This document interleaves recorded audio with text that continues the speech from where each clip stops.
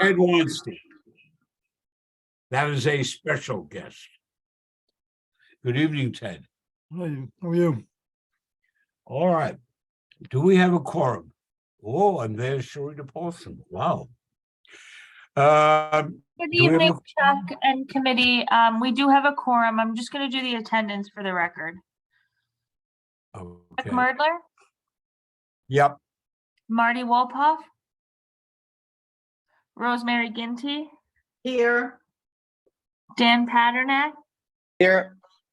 Sylvia Alexander, Here. Bob Bender, Here.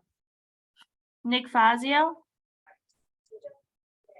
David Gelman, Present. and Julie Reyes. Okay, thank you, Chuck. We're all set. Okay.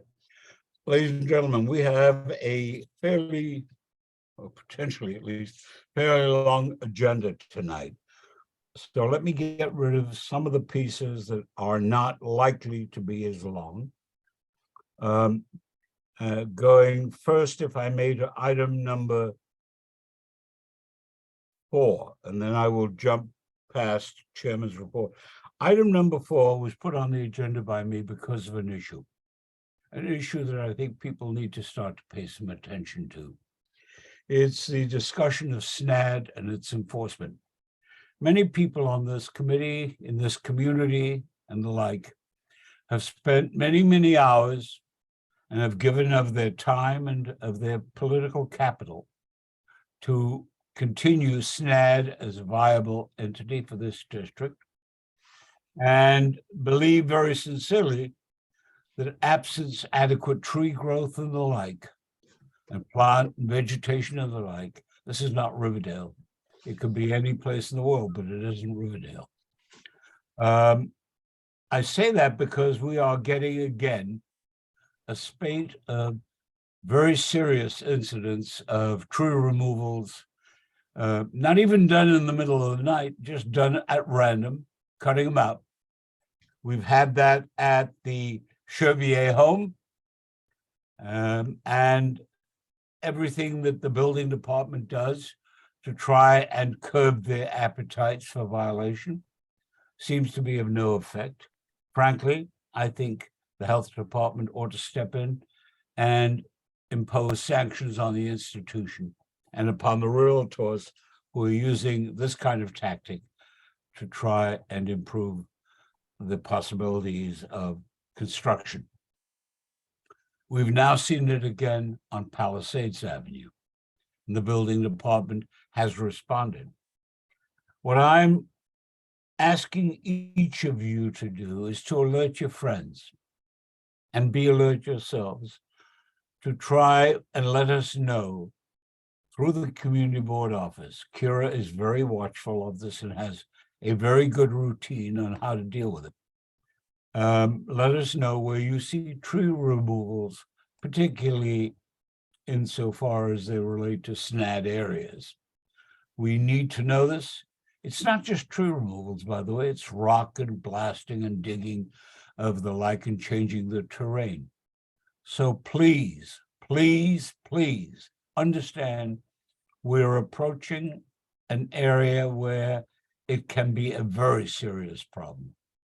And where, in my view, if it comes to my attention, I'm going to ask the building department to use every resource it has to place violations, to pursue the proceedings, and if necessary, I will appear amicus curiae to help the building department prosecute the offenders. It's just got to stop. All right? Anybody have any comments on the tree person is here? Paula, what have you to say? Well, I've been wondering whether the city or the buildings department is requiring the Chevier to replace the trees that it removed this fall, because it removed a lot of trees illegally. It's not buildings that will ultimately require its Department of City Planning. But city planning isn't, they don't enforce, do they? No, I mean, what they do What they do is negotiate. Sharita. Your mic's not on. You're muted. Yeah, I'm unmuted now. Basically, DOB does not have an application mechanism for the removal of trees. And the only way to do tree replacements is, as Chuck has said, to go to city planning and apply for essentially a restoration approval, which is similar to some of the permits that Hebrew Home had to apply for in their application for various expansions and stuff. So the mechanism for tree replacement is to go to city planning and then go to DOB, who then would sign it off. Okay, but the survey is not going to do that. Someone else has to go to city. Well, Well- they have to be forced to do that, because if they have violations because of the tree removals, that will impact other things they would want to do at DOB. And It's, so. it's not a good seamless system. No, but somebody needs to force this and to Or- initiate a or- process to force them. I admit to being remiss. I've been otherwise occupied with a variety of other land use matters. I'm going to get the health department to conduct a hearing on their license. Good. That'll wake them up, I hope. Rosemary, Yes, Chuck, just a suggestion. It occurs to me, maybe belatedly, and to all of us, we have been a year without a representative from city planning assigned to this district. Okay, he's gone. I forgot his name already. There you go. Well, Uh, June, yeah, I know, I'm saying it jokingly. He's gone so long, I forget his He's name. the director of planning for the borough president. now. he's with the That borough does- president now. Doesn't do us a lot of good. So Chuck, maybe for your next meeting, you would think about invite the new person who is supposed to represent Department of City Planning for this district to the next meeting. And it would be good that we get introduced to him, he or she gets It is- introduced to us, and there you Rosemary, go. That's we it. have a new representative in the sense that at least I spoke to her, and I think Laura did, and I think that Kira did. That was about 3-4 weeks. I haven't heard from her since. She lives in Kingsbridge, so Oh, she it's a she. Okay, grand. That doesn't do the committee any good, right? I agree. I agree. Okay. Now, what we that's will all. do, Kira's on this. I'm going to invite her, and I'm going to invite whoever the Bronx office wants to send. And one of the items on the agenda we will discuss with her is SNAD. Good. That would be very good. I mean, talking to Laura and Kira and you is grand. That's a good start, but if this is a I agree. person that should be introduced to the committee, I think. Anyway, okay, that's it. That's all I have to say, Chuck. And the Bronx you. office does not have a director yet. I'm sorry? I don't think the Bronx office has a director unless it's very. No, recent. they No. have a director, they have an acting director, they have 2 staff people looking at the SNAD applications. I can tell you that. And there is a young woman who gets copied on all of the communications that my office has with the reviewers. So there's at least 4 people there looking at things. Okay, so that's where we are, and that will be the first item on the agenda for the January meeting, Kira, okay? Are you Chuck, there? Chuck, if I may, before you move on, I have my hand up. Oh, I'm sorry. That's all right.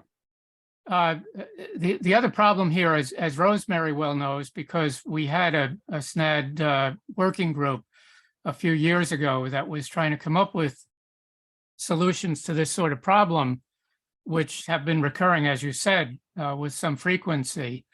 Even when we get the proper authorities involved, often what happens is there's a fine of several $1,000s for removal of the tree, which if you're building a development that's going to be worth $500,000, which in Riverdale is at the bottom end, or considerably more, and you're fined $3, $4, $5,000, that's an inconvenience. That's all it is, nothing more than that. So we also have to be looking at what the penalties will be when people do violate SNAD, do take down trees that are 80 and 100 years old, and which cannot be replaced. No matter how many young trees you plant, it will be decades before you have anything approaching restitution for the tree that was taken down. So we also have to have a handle on what the penalties are for these egregious violations that we're seeing. So let me throw out a suggestion. It's pretty extreme, as I'm wont to be on occasion. And so I would like to have your views in terms of whether it's too extreme. I may be able to persuade the pro bono people in my office to represent the board in commencing an injunction proceeding against one particular and as yet unidentified malefactor, and go into Supreme Court and get an injunction against them requiring that they restore and that they pay an appropriate penalty to the city of New York. Are we ready to do that as a board? Because you have to have a plaintiff.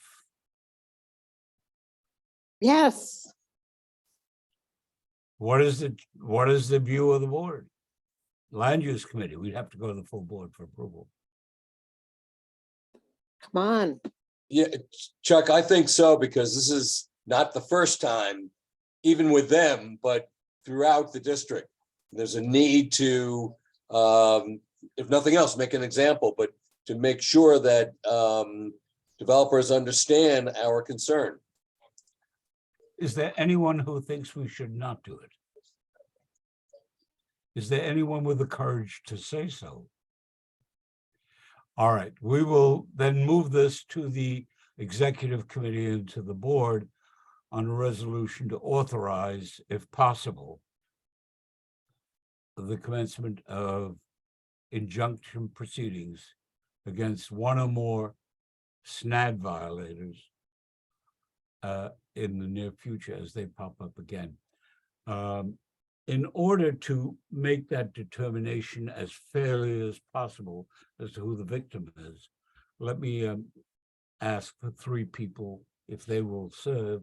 Paula, oh, you're not a member of the board. Can't do that. I'm glad to help in any way I can. Bob? Bender?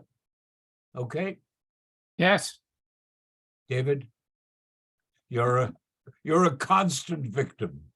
Okay. Just pile on. Dan? And Sure. Yep. What are you asking specifically? To sign on as a, what you guys will do is review those people that call to our attention and select one or more that needs to be the subject of the litigation. So it isn't just my decision. All right? Simple. Yep. yeah, I'll certainly review. Okay. Well- Kira, you'll note that? Yes. Okay. The second item on the agenda that I'd like to call up now is Marty Wolpoff and David Gelman on 745 Riverdale Avenue. Yes, give me a moment. We had a meeting about 3 weeks ago. And they're up to now it's past the 8th floor. So the building is moving. It's important to me, at least, or to us, that the building next door, which is a condo, is working extremely well together with STAG. They're using the same equipment, the same as possible, as the condo is replacing its roof. And there was major concern that the building, STAG's building, was going to interfere in some possible ways with that construction going on. They've extended the sidewalk shed using the same scaffolding company, and that all seems to be working cooperatively very well. there was an issue that I raised, it was brought to my attention at the last meeting. Riverdale Press had a front page story on two people who apparently fell or tripped on the concrete in front of the building. We talked about that, but that's fully right now in the hands of counsel for both sides. And so STAG, as we know it, isn't really personally involved in what's going on.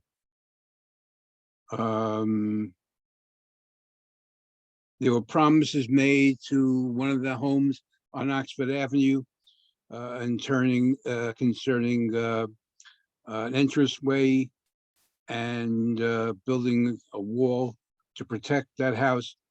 According to Jay, those things have been completed and both sides are happy with the results. We have a tentative meeting a little later this month. And our relationship is working well.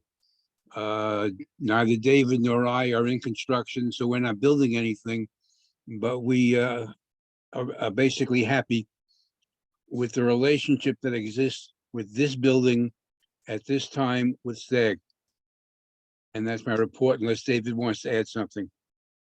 Yeah, just a minor thing. It happens that my doctor's office is in that same building immediately to the north of the condo building. And I've spoken with the office manager who had problems a couple of months ago with the vibrations from drilling, but she said things have been going just fine for recent weeks. So it seems like all involved are quite comfortable. Let me just make a very important point that these two folk, David Gelman and Marty Wolpoff, have succeeded in doing something we've not been able ever to do with a STAG building in this community. And I compliment Mr. Stagg, and I compliment Jay Martino, his right-hand fellow, for the cooperative efforts that they have made in terms of cooperating with Marty and David and the community board. And it does indicate that there is a way of achieving something, even with people that you've had a bad track record with in the past. And I thank both of you for a job well done so far. I just want to add Mark Gotthealth to that list. Mark is part of the committee and also a resident of the condominium. All right, now I think we are done. Let me get one minor thing. Are there any comments or questions concerning the minutes of the meeting of October 2022? Hearing none, may I have a resolution to approve? So moved. Second, anyone? Second, Anybody object? Anybody wish to abstain? Done. All right, now we go to what is going to take a lot of time and is going to require some focused attention. I hope that you have had a chance to look at the memorandum that was circulated to the members of the Land Use Committee and to the two people who have applied to join next year. The objective here is to try and see where we want to go and where we can go on the subject of affordable housing. If you've read the thing, and take my word for it, it took long enough for me to hunt and peck type, which is all I am capable of doing, to get this put together. But we need to decide a number of questions. The first of which is, should we even go further down this road?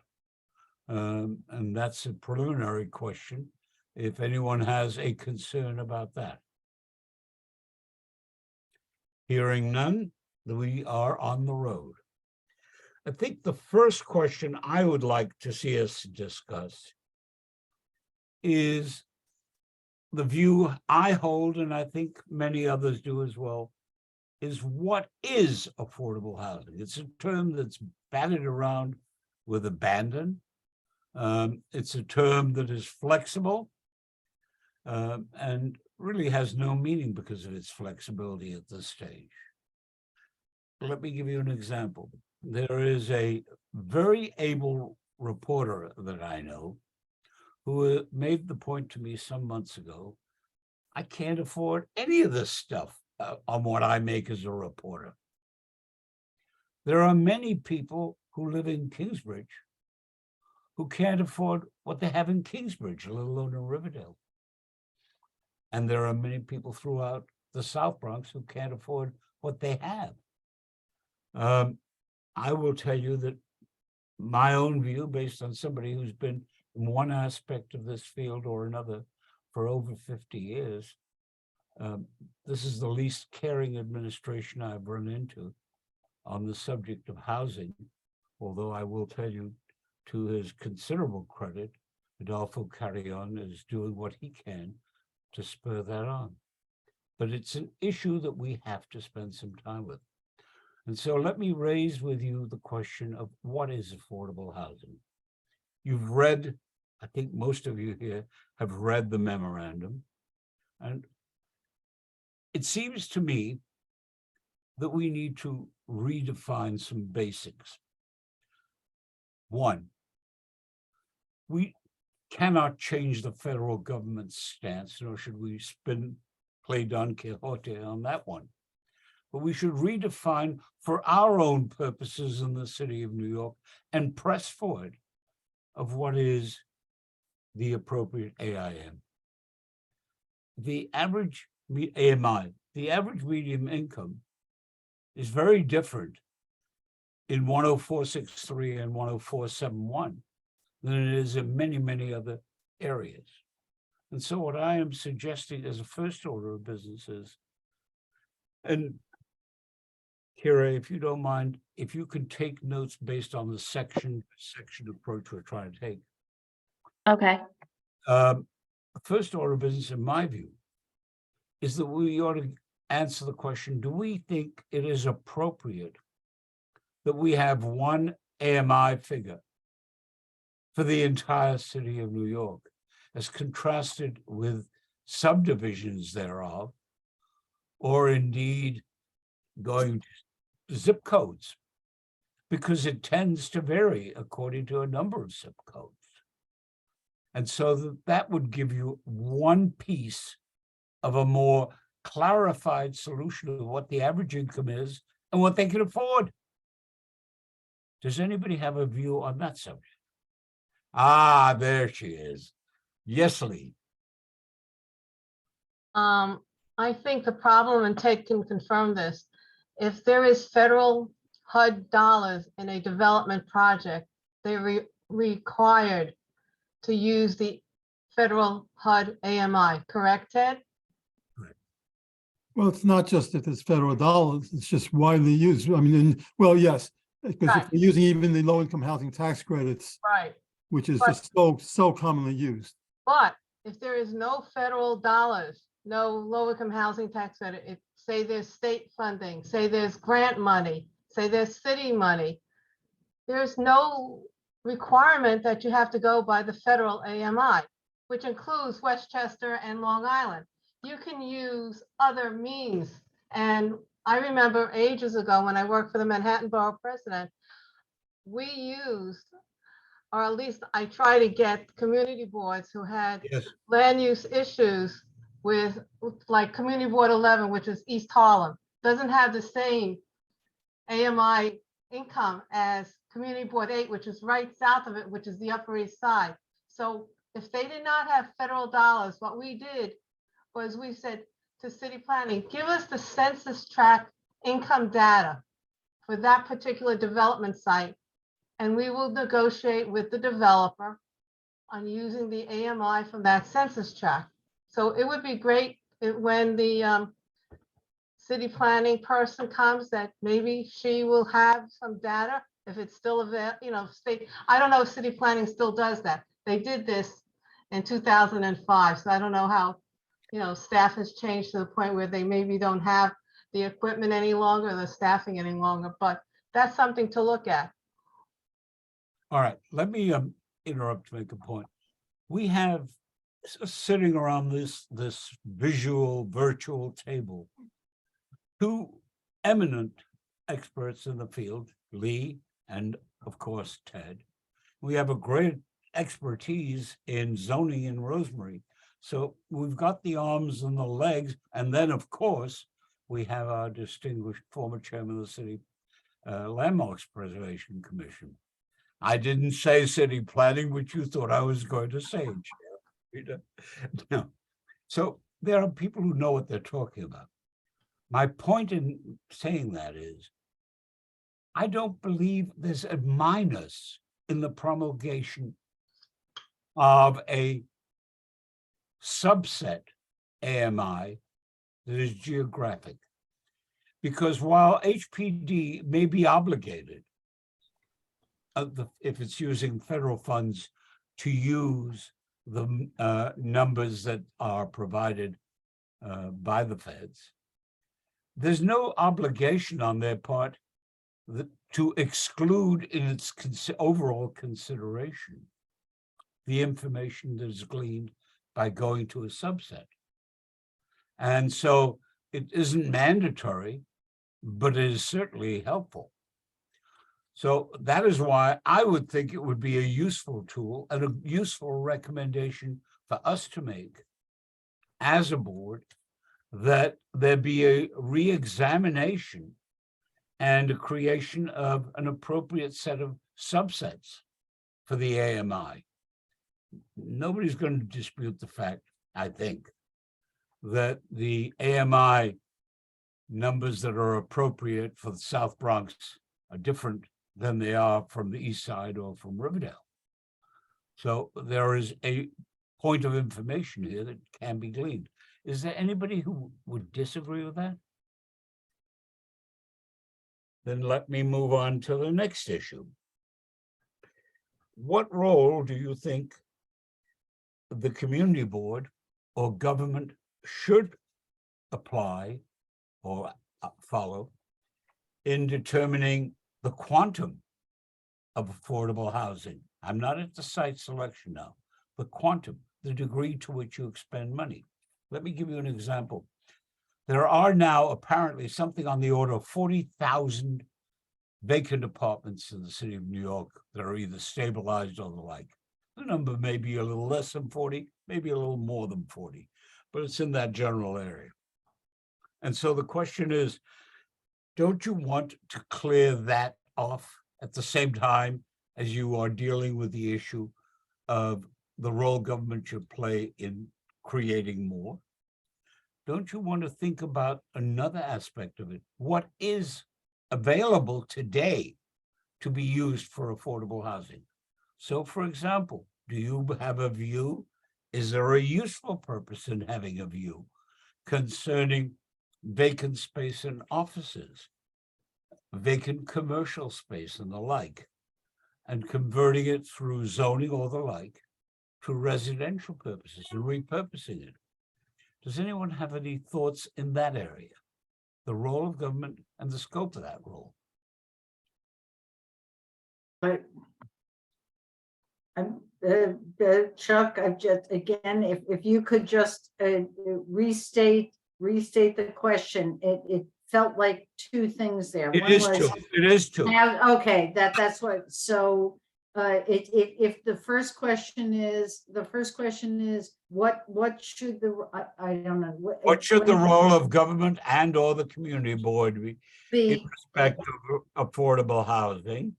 In finding sites for? Oh, no, affordable no, that's a wholly different hot button issue. That's so, okay, what should the role of the community board be in? Role of community boards and government Yeah, be in determining the quantum, the amount of affordable housing that is needed, what's okay, priority and the like. okay, and the second question?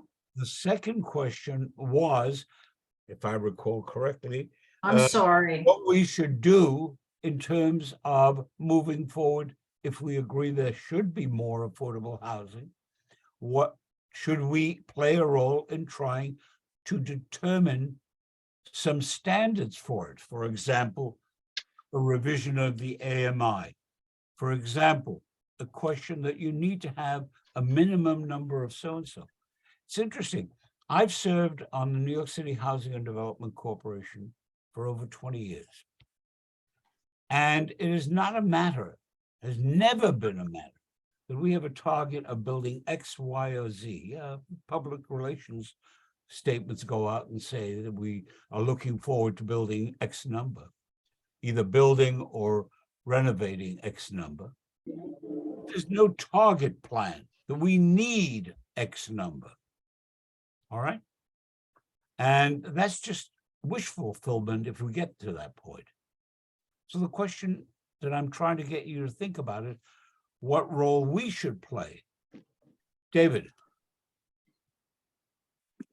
Yes, I think that there are three elements here that are important. I think that the city and the state should have a role in determining how much housing is necessary.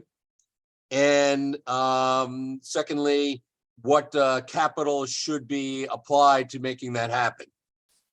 Then the third thing would be the distribution amongst the community. And I think that's where we on the local level could get involved in terms of AMI and other criteria.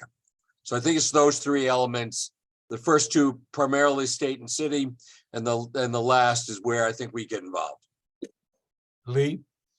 In terms of what we can do, I don't know if the community board has a standard of how many units of affordable housing is required to be for residents of CBA. It used to be, I think, 25%, or it started out, I think, at 5, and then it went to 10, and then it's 25. Ted, what is the number now? I'm not 30? sure what you're asking, Lee. What percentage of what? How many units of housing have to be for residents, set aside for residents of that particular community? Oh, the community preference. Okay. Right, the community preference. Right now. So that's when a project uses HPD funding, Right. then it's 50% community board district preference. Okay, it's 50, only if it's HPD funding. We can change, Or HDC, yeah. yeah, we could change that and make it across the board, whether it's HUD funding or whatever, state funding, right? Is it illegal to do that? I would think it should be. Okay, can I just say that there is and has been now for a number of years a lawsuit concerning the city's community preference policy. And some people went to court and sued that it's discrimination in that it prevents certain people from being able to go into certain, and to have as fair a chance of moving into certain areas. And this lawsuit has been going on now for a number of years. And so in the city's position is that it serves a reasonable public policy purpose to be able to say that people who live in a particular neighborhood should have preference over being able to get new housing within that neighborhood. But I mean, nothing is going to change right now because of the lawsuit. May I make it respectfully a suggestion? This is not a thicket you need to get into at this stage of the process. That's my view. I raised the question because I wanted to see it, and let me tell you why. There are all sorts of boulders, as you will see in a little while, in our path to getting affordable housing. The one that is most treacherous, because it can be used by the opponents of affordable housing, is to get into one that invokes necessarily the question of civil rights and attendant issues. That's my view, for what it's worth. Dan. Hi, Chuck. I just kind of want to help understand the first question. Did you say whether or not the community board and government should play a role Correct. in affordable housing? So I think we need to separate other That's what forms of Rose government was- from the community board. Yeah. And I'm sorry, I missed out for a few minutes, but certainly the role of HPD is going to be much different than the role of Bronx Community Board 8. So, maybe we should say a little bit more hyper-focused on the community board's role in it, because we certainly have a different place than TED and HPD does. Second, You to have the a extent, view that the community boards should have a role? Should we have a role? Yes. The question is, what role is it We'll get to in the that. types of, well, I get that. But you know, we're still, we're playing with a lot of different items here. And should we have a role? Yes. The question is what role and how? And we started beginning talking about definitions and talking about AMI and talking about subsets. And and quite frankly, I agreed with your first statement. We should pretty much stay away from that because we're not going to have an effect on the definition of AMI. No, I think you're wrong.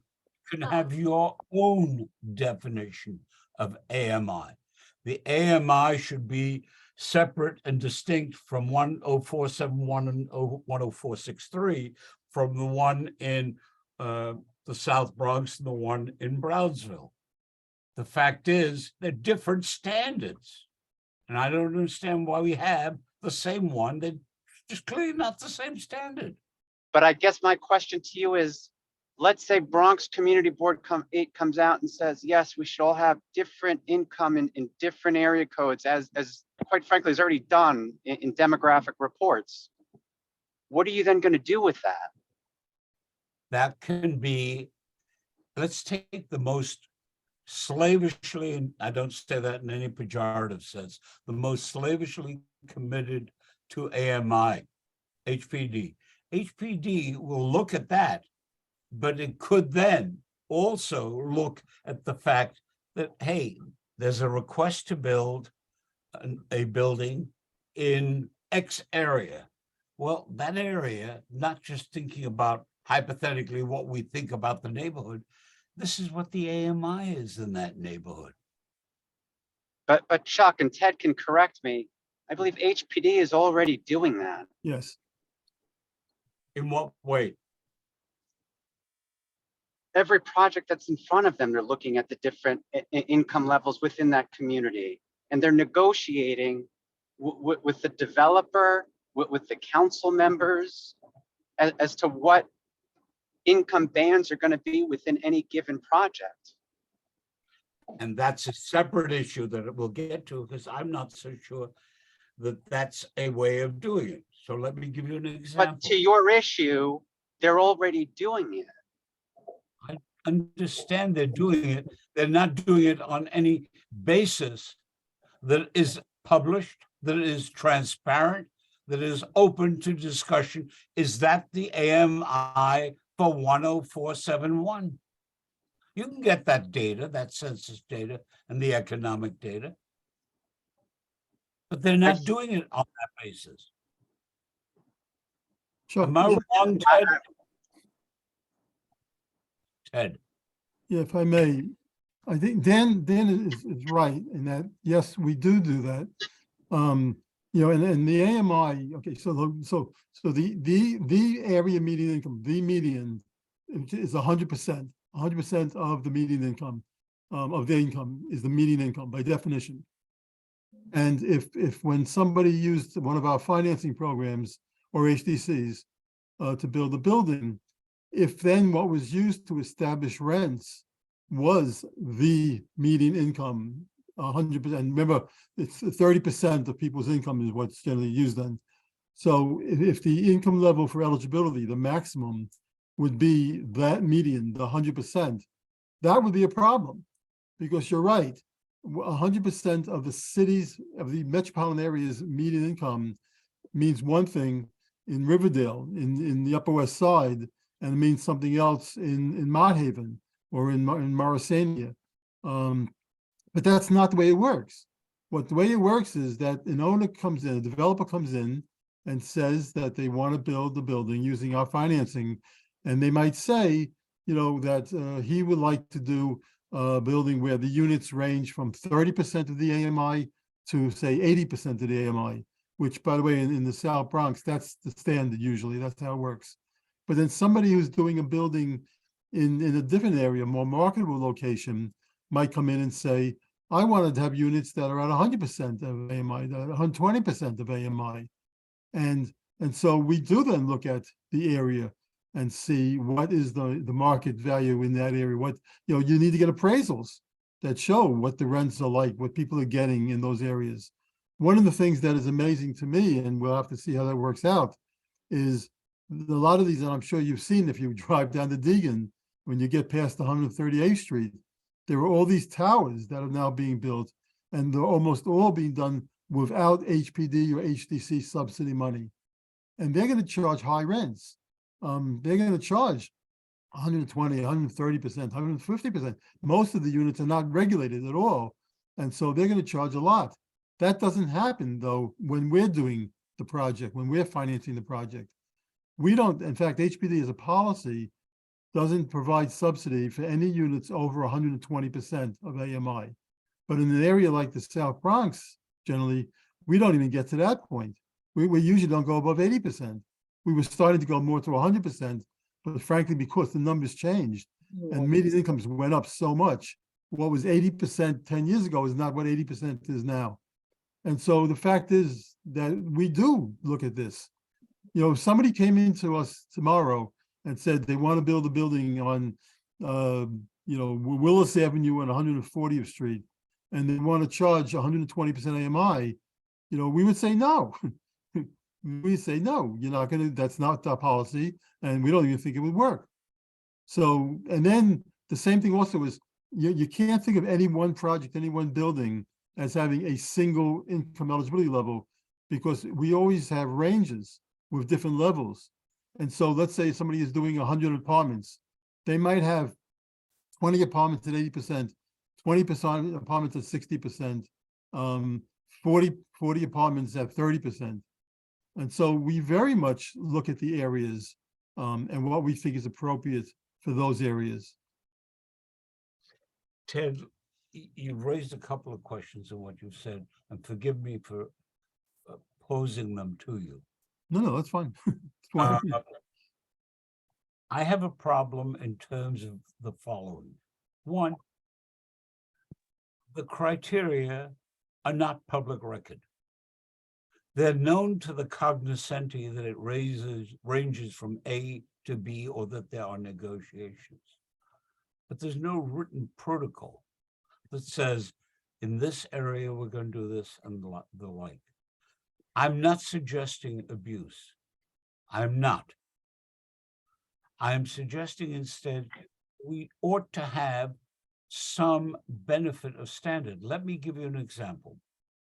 Somebody came to me a while back and said, you know, I know all of this affordable housing exists in this area, but it's not affordable to me.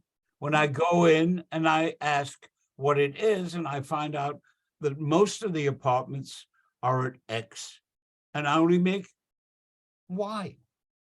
So that's not an issue.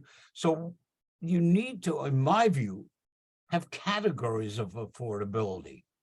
I know that HPD is married to the concept of having mixed income levels within the same building. That may be wise, that may not be wise, I don't know. But it's the policy and has been for a long time.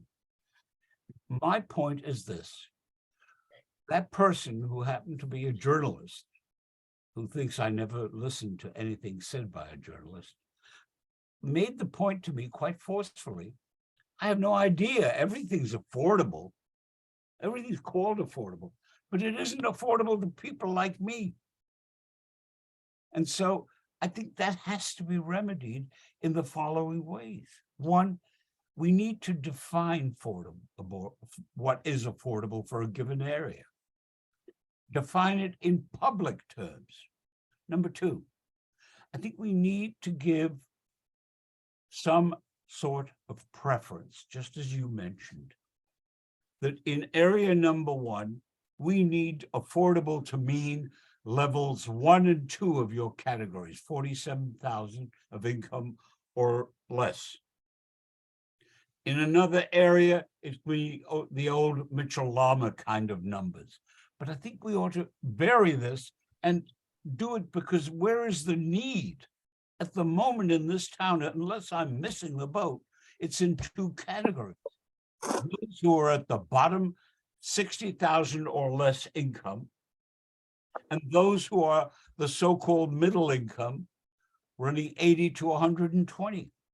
let me tell you, when we had the 421A applications come to the board, I remember several of them on Bailey Avenue area were coming in between 130 and 140% of AMI. And I said, that's not affordable. And I complained to the then commissioner, and I was told, we think that's okay. That bothered me. So I'm suggesting, and you tell me I'm wrong, because I pray that you say I'm wrong. I really do. That what we need to do is to A, publicly stay what they are, 2, categorize them by the buildings and stick to it so that the people who fall in those income levels that we as a government and the city of New York, not me, not this board, but the city of New York determines there's a category of people who need a priority, get more housing in that area. I'd like to see a hell of a lot more at $70,000 income than $120,000 income in the first wave, because people need it. And lastly, I think, if I may, that we need to think about how we tell people what to do. I will get to it later, but one of the things we have to do is to find out how we can further incentivize people to do it. Well, you know, there are measures, one of which I know the city is looking at now, that some cities use by providing zoning relief to permit people to afford to build housing that otherwise is out of reach for many people. That's the problem. Forgive me, but please. Okay, if I may, then it's a right, part's right and part I think is maybe not right. I think in general, it's as I described it, that, you know, if somebody came in and wanted to use our financing program to build a building at most of the South Bronx, we would want the income levels to be more in the 30% of AMI, 40%, 50% of AMI than in the 80 to 100%. That's just a given, because we recognize that, and we want to be able to serve the people who are in that area. What you're talking about, though, as well, which I think I think was the second of the 3 points, is that some of the programs, which are, they're not financing programs, they're tax incentive programs, or they're zoning incentive. So tax incentive like 421A was, or a zoning incentive like mandatory inclusionary housing. And in these cases, the way it works is that somebody who, again, presuming they're not using HPD or HTC financing, but if they want to take advantage of those programs, if they want a rezoning change, for example, then the MIH will come into play. If they want the 428 tax incentive, that'll come into play. But both of them use the same concept, which is that if you're going to want something from the city, a tax incentive or a zoning bonus, then at least some percentage, let's say 30% of the units in your building must be, quote, affordable. That's where I think what you're saying has more validity, because the number then is 130% of AMI. That, in other words, you can build, and I'm sure that some of these towers down on the Deegan, off the Deegan, are going to, that are using 421A or MIH, are going to have, most of the units are going to be unsubsidized. I don't like to use the term market rate, because market can mean all kinds of things. They're unsubsidized. There's no income limit from government. And so if they want to charge $4,000, $5,000 for a 2-bedroom, 3-bedroom, whatever, they could do that. But then 30% of the units in that building have to be no more than 130% of AMI. The problem that I think you're saying in those cases are that that's a meaningless number in areas, in lots of areas of the Bronx, and particularly in those areas, because that is well above the market and what people there could afford. You know, 130% of AMI, you know, for a family of 2 is now $138,000. And so, you know, that family of 2, if they're going to have a 1-bedroom apartment, you know, they're going to be talking about paying $35,000 to $4,000. you know. Now, fortunately, because that is above market for those areas in the South Bronx, they don't actually charge the 130%. They're allowed to, maybe that's what they'll file for on their paperwork, but they'll very often charge less because they know they can do that. But there's nothing, you know, again, if they're not getting the financing from us, there's nothing to require them to have X number of units at 40% of AMI or 60% of AMI. So, and that's the difference. So on that point, I agree with you. That's my point, that they should be required. We need to get housing targeted areas of economics. And when these laws were passed, like some of these tax incentives or mandatory inclusionary, the feeling, to my understanding, I wasn't part of doing that, of course, but my understanding is that the feeling was, and these were negotiations with the industry, that you really had to have one process, one program, one plan citywide. And that's why whether you want 421A in Morrisania or 421A in Park, you know, in Brooklyn, then, you know, that's what you require, only 130%. So that's different. But again, in general, when it's just using our financing, we do very much, you know, require the owner to charge, you know, the appropriate amounts. And we know it because we know, particularly if it's going to require, let's say it's city land, it's going to require city council approval through a ULURP. We know that if we go to, you know, Councilman Salamanca or Councilwoman Sanchez, you know, the people who represent these areas, they wouldn't even let us do a project with all 100% AMI. You know, they want to make sure that there's a good percentage of the units are at the 30% AMI level, the 50% AMI level. The problem, though, again, is if we're not financing it, and all that developer is going to do is only public use is, let's say, 421A, then as long as he's following the law, there's nothing else we can do. So I'm just saying there's a big difference between the reality of what we do, you know, when we can, by providing financing, and what the developers who don't use our financing do. Isn't the answer, or isn't an answer, that we need to make clear to the public and to the world what affordable housing means on the Grand Concourse, and what it means on Fox Street and elsewhere in the borough of the Bronx. What does it mean? And what kind? And don't we need to also say we need a much higher percentage of X than we do of Y? By X, I mean those that are below a certain number rather than high. And lastly, don't we need to think about not just a policy as to how to regulate whether you can get a benefit out of it, but what carrots and sticks the city and the state can employ in order to encourage people to build. The mere fact that you've got 40,000 apartments or so hanging out there vacant gives you a message, gives me one at least, that some people are looking at the long term and are saying, I don't want to rent it now. I'll make much more money if I hold on, or doing other things like that. That's not it. That's good for them.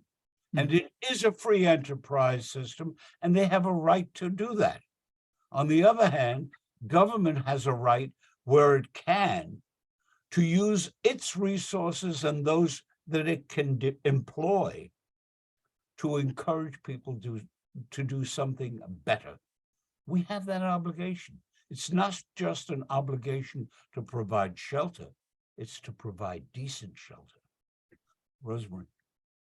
Thank you, Chuck. It just occurs to me, we're so lucky to have Ted Weinstein as in the group. Ted, it's wonderful to listen to you. Thank you so much for making, I don't need to say it. It's great to have you. Okay. Mr. Chairman, I just one little slice. God knows I can't, affordable housing is beyond my pay grade. But just one little piece, because because Ted was talking about MIH. We went through this, how many years ago, going through ZQA and MIH. We tortured over the big zoning changes.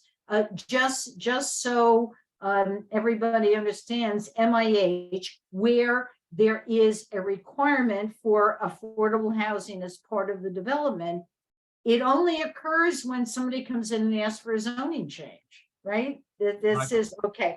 So, so there's MIH, there's affordable housing in MIH, but nobody has come into our community asking for a zoning change. If they do, then we can have a great discussion on that development for affordable housing. So you take, for instance, what is it, Tishman on Visitation?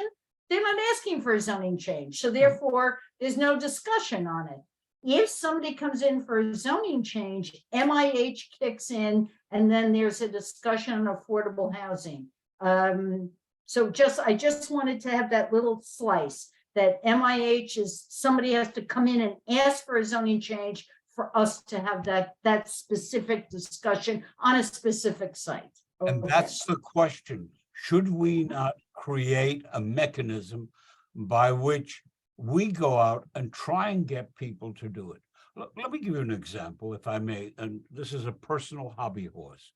I think it's much more important to provide a house, an apartment for someone making $50,000 and $60,000 than to give a parking space for a year for $475, as DOT is doing, those morons.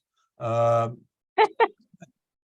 mean, that's just, we are misapplying the public funds. We are wasting them. And housing has got to have a preference. Laura. Chuck, there's no question we need more affordable housing. But here's another perspective as I see it. It has to do with scale and density and infrastructure for the additional development, school seats, open space. I remember about 5 years ago, this board and our elected officials were very concerned about the number of 1 and 2 family homes being torn down in zoning R6, R7, buildings going up. The community came to our meetings. They were overwhelmed with the new congestion, the parking, the school overcrowding, and the like. So what I'm saying is we have to balance this. Yes, we want affordable housing, but in my, 50 years of living in Community Board 8 and many years on this board, often it's the density that's the situation in order to make things work for the developer. And then you get into these battles over quality of life and, the whole equation. And so I think the board is in a difficult position to say we should put it here and not put it here. It's not like we have all this land, like where would it go? So it's always been a contentious situation, historically. And I just want to throw that perspective in. I mean, You'll get a chance when we get to that area in particular. Ms. Kerman. Ms. Kerman. Thank you. I'm a resident of Riverdale, but during the pandemic, my family spent 2 years in Fort Lee, New Jersey, and I feel as if I am from the future, and I'm here to tell you to be very, very, very cautious. When I hear you talking about developing Riverdale and negotiating with developers and things like that. So the one thing that I absolutely agree with is that AMI needs to be more carefully quantified, and it should absolutely be hinged to what the reality is at the ground level, because New York, as we know, is a mosaic of dramatically different incomes that vary a lot by different area codes. But the other thing that I don't see in this discussion, and this is alluding to a little bit of what Ms. Spalter was saying, is that we're not at all questioning the motive of what the developers are interested in. And Charles, you mentioned it when you were questioning the fact that there are 40,000 or so rent-controlled apartments that are currently warehoused. And yet we are hearing this very aggressive narrative from the developers and their public relations specialists that housing crisis, housing crisis, housing crisis. However, what I saw in urban Jersey, where over the past 10 years, Fort Lee gained nearly 8% new population in the form of corporate-owned rentals, high rises that were placed in very, very quickly, and to land and a underground infrastructure of water pipes and sewage that was in no way equipped to handle this surge in density. And there was an absolute crowded, schools became overcrowded, and there's now regular flooding, sewage overflows, and even a boil water advisory as water mains are breaking all over the city once a week, twice a month sometimes. And so I think it's really important that the reason Riverdale is so beautiful and special is because it has developed more cautiously and it has developed more slowly. So everybody is in favor of true affordable housing.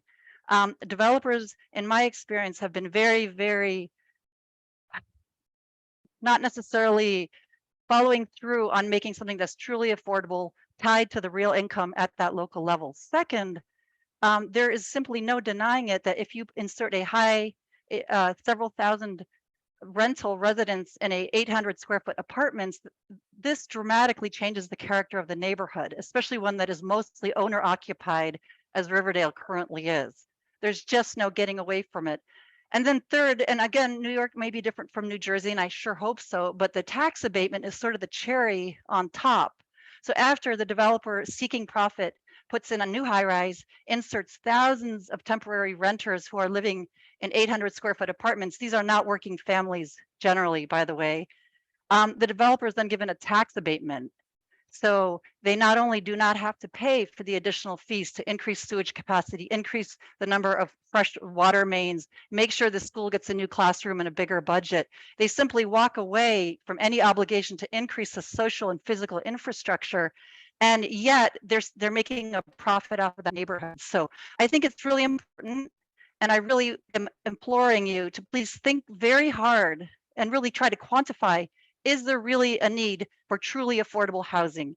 And two, and you guys have been saying this, and I think it's great that you're talking about it, what should that AMI be, and how does the developer be held to honoring that AMI, not just, you know, sliding away from it at the end of the process? And then three, really think hard.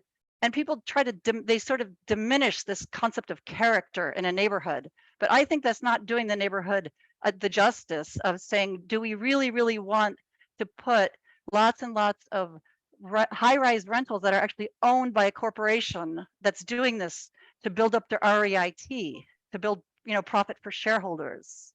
So that's not affordable housing. And I think it's really important to understand the mindset of the developer as they're trying to do this. And tax abatements, to me, are a relic from another era when maybe housing wasn't profitable, but it has been until very recently. We know New York is having a crisis right now, but housing, rental housing has been a very profitable business. So I really question the tax abatement as well. Thank you. Anyone else on this topic? Let me tell you, when it gets to putting together some form of resolution, if any, I'm going to look at the tape of this and take from it what I can in terms of what I've heard put forward. But there is an issue that you have raised, Ms. Clermont, which has to be considered. You have here a number of competing issues, all of which generate tensions. New people coming into a neighborhood, it's them against us for at least a while. New people coming into a city, same thing.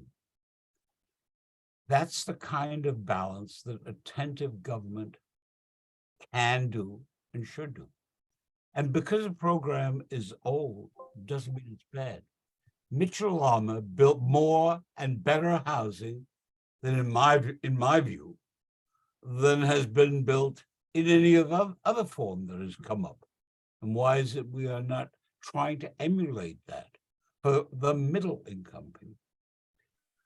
The so-called projects and the housing authority projects that we focused on for the low income are a disgrace. They've been a disgrace because they've been maladministered for years, not because inherently they're bad. It's because they've been maladministered. On HDC, we gave them $418 million so that they could put pipes in to take off the rainwater and fix the roofs. They didn't use it for that purpose. Housing Authority wouldn't know what to do if it had to use its mind if it had one. But that's the problem. You can't reject because it's old. Some of them are very good programs. All right, anyone else on this? Okay, let me go on. Chuck, can I say one thing that you said about Mitchell-Lama? It was the best thing since sliced bread, but they made 2 errors. One was they made it finite. So after 20 years, a landlord could buy out, a co-op could privatize. And they only did it when the economy was ripe so they could make money out of it, out of the deal. The other error, well, it's not an error, it's the sign of the times. All the Mitchell-Lamas were built on public land. So there was no cost to the developer. That time has changed. Under Koch, we had so much vacant land, city-owned vacant land. He was able to create all these affordable housing programs. It's more difficult today, much more difficult. In that area, I claim expertise. I vacated more buildings than anyone before me or any 3 before me or since then, all right? So, and that's the stuff that they're still building on to the extent they have anything to build on. You mean you use eminent But domain? there is, Lee, if I may, there is available land. We are just not using it, and that takes me right to the next point.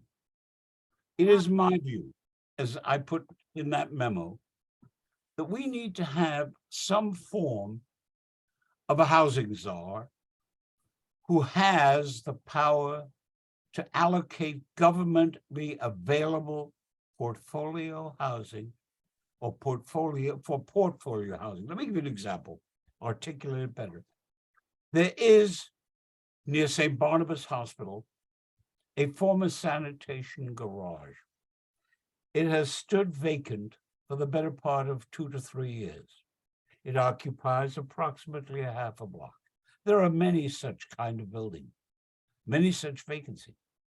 There is no citywide agency that says we're going to give a priority for housing, because sanitation, and I disclosed my conflict, I've represented that union since 1972. Sanitation will not go out and give that property or let it go unless it's absolutely forced to. Robert Moses had many, many faults, but he was able to take the times and take the property and use it. Let me now give you a today instance. Forget that garage. Go over to the New York State Hospital that existed along the Hutchinson River Parkway. It was huge. It was abandoned in major part. It was an ideal, as still is, an ideal place to build several layers of affordable housing, starting at the top and going down. Why? Because some of us got together and forced the MTA to build 4 railway stations along that line that can get people from the top ends of it, whether it be Parkchester or any other place there, down to Times Square or to the west side, or the east side, I should say, in under 20 minutes. Now, that's doable. And you need to have somebody, in my view, who does that. We don't have any such thing. We need to have somebody who can say to the owners of those 40,000 apartments, you're either going to rent them, you're either going to make them available to people, or give us a good reason why not, failing which, if you don't, we're going to increase your taxes, or we're going to rent them for you in some way. Now, I admit that that's a form of condemnation, and I have nothing against condemnation if you pay a fair price for it. But we have the opportunity to do it. We just don't do it. Now, maybe I am wrong. Won't be the first time, and it certainly won't be the last. But let me see if there's anybody who has a view on that, whether we need that kind of a czar. Amelia? Yeah, I'm sorry, Chuck, I will not answer this question, but may I go back to one issue that Mr.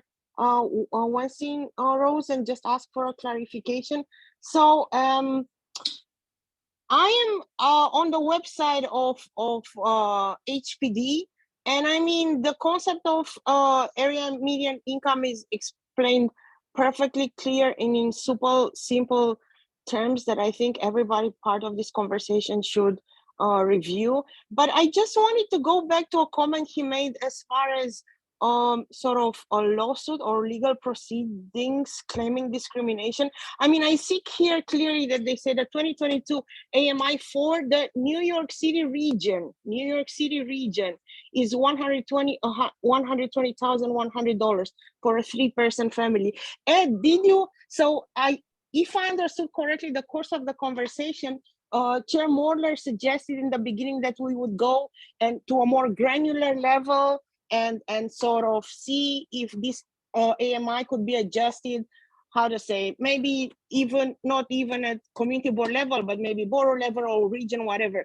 But if I understood correctly, Ed, you did mention that there is a lawsuit, some claiming discrimination in the sense that the city of New York has to treat Riverdale just as it treats South Bronx, has to treat Jamaica Queens the same way as it treats, I don't know, Brooklyn Heights. So is this correct, meaning that our approach on this customization, quote unquote, of the BMI would not be acceptable or would be, or it is actually contested at the moment, and we should look at other mechanisms? Did I understand correctly that this discrimination that you mentioned was based exactly on this idea, Ed? I'm not sure I understand the question. No. It's Okay, tell me. Ed, tell it it's based on the a community preference. That's what it's based on. It's not. Right, if I'm understanding correctly your question about, and it's about community preference, then what I'm saying is if somebody wants to build a building and then you want to use one of HPD's financing programs or HDC's financing programs, then there are certain small preferences or set asides, 3% for something, 5% building, but they're small. So it's just easy to talk about in general that if, let's say, the building is going to have 100 units, then 50 of those units, roughly, preference will be given to people who live in that community district. So if the building is being built in Community Board 8's district, then when it came time to do the marketing, to start taking applications, and it's all computerized, the computer will kick forward people whose zip codes match what for Community District 8. And then, in a case where, let's say it's a 100-unit building, when they get to the 50 units are being given preference to for people from Community Board 8, then it opens it up to everybody else. But that's what the lawsuit is against, because and that this means preference that is being people, contested. This is the local preference, it's being contested. yes, I understand. Yeah. because what they're saying is that's giving preference to people from that area. And if the area is, I shouldn't talk too much about it, the lawsuit, but if the area is mostly of one particular ethnicity, then that ethnicity is getting a benefit, an advantage. That's the basis of the lawsuit. Thank you very much. Appreciate it. Thank you, Chuck. Good, thank you. Shakespeare, in some instances, was right when he said the law is an ass. Sharita, did you have your hands up? No? Okay. So let me ask you as a group so that I can get some sense of where you are drifting to. Do you agree with the notion, or do you disagree with the notion that there ought to be some centralized entity focusing on using all available public properties that are appropriate for the task, and all available private portfolios where they are available for filling the current needs and those that will come. Do you disagree with that? There is no such entity today. There was, of course, and indeed under Bob Wagner, who was not until more recent times my hero. Bob Wagner pressed for that too. Any thoughts? Rosemary? Oh, I'm sorry, did I put my hand? I don't even know what I'm doing No, anymore. Okay, no, so I would say your original statement was a housing czar. I Yeah. don't like housing czars. I don't like rat czars. I don't like any czars. To me, it is the duty of government to do what government should do. And Mr. Chair, what you are posing, that the focus of government should be, as you stated, that to me should be the message to government. This is, Community Board 8 urges you to focus on, as you well stated it, the concept of housing czar or a separate entity. God knows we don't need more entities, and we don't need more czars. I just, that's it. The sentiment is perfect, but okay, got it? What I'm advocating is a Mhm. role, even if you will remember the late Herb Evans used to do it, Housing and Redevelopment Board. They would go out and seek and husband whatever they could to use for housing, for the various kinds of housing that are needed. There is no such entity now that goes out. Sharita, you're going to correct me. Go ahead. Well, it's a question. This administration does have a housing czar. Jessica Katz, formerly director of the Citizens Housing and Planning Council, is the housing czar. So, but I think what you're asking for is more directed and to put more key responsibility in identifying where these missing units and public property that are suitable, which in my mind also leads to one of your other questions that you asked at the beginning, which is what I will call the adaptive reuse of appropriate buildings for residential use. Yep, exactly right. You've restated it intelligently for a change. Thank you. Thank you. I'm going to mute. David.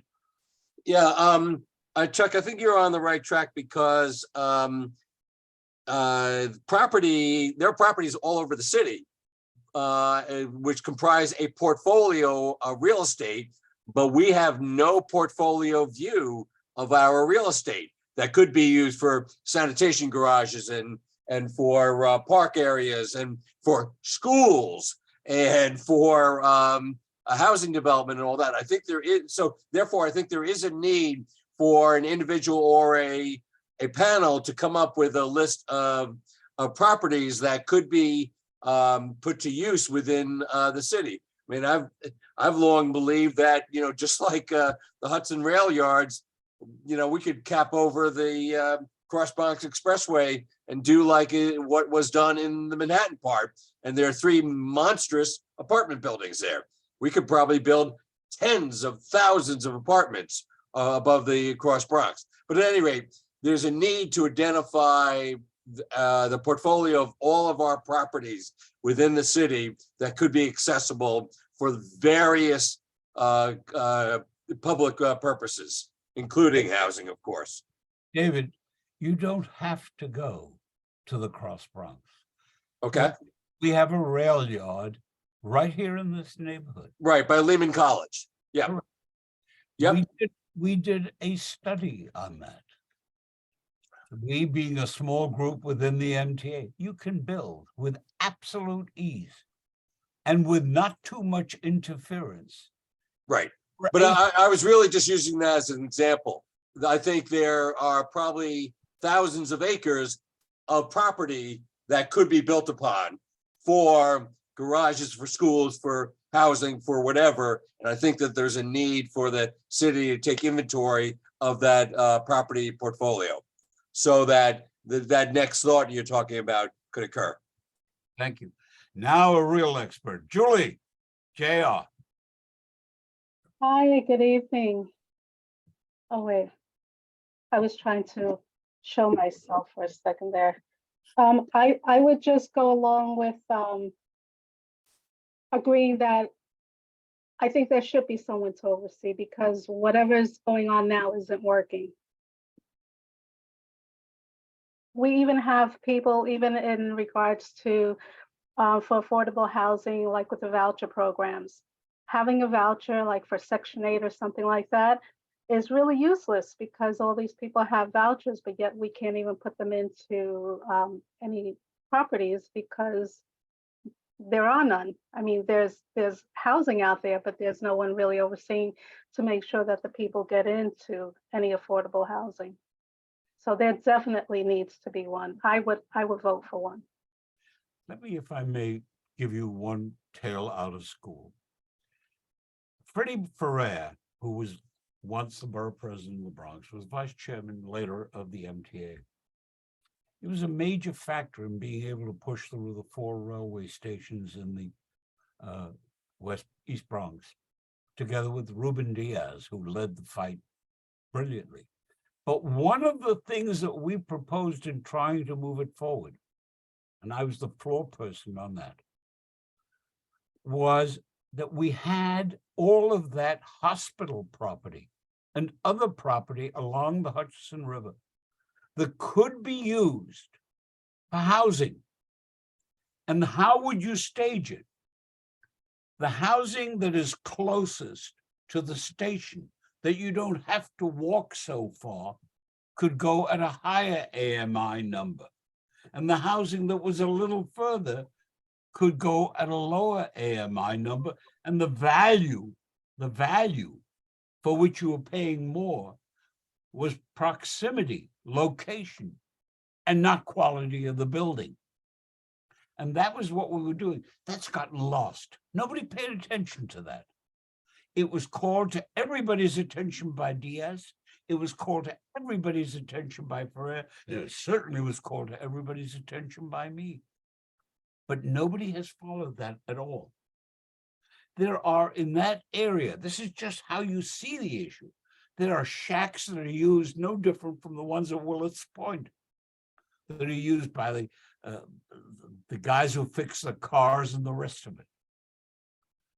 That's the kind of thing that somebody who has the will, the responsibility to find places can focus on, and we can get housing built. You don't have to take somebody's property.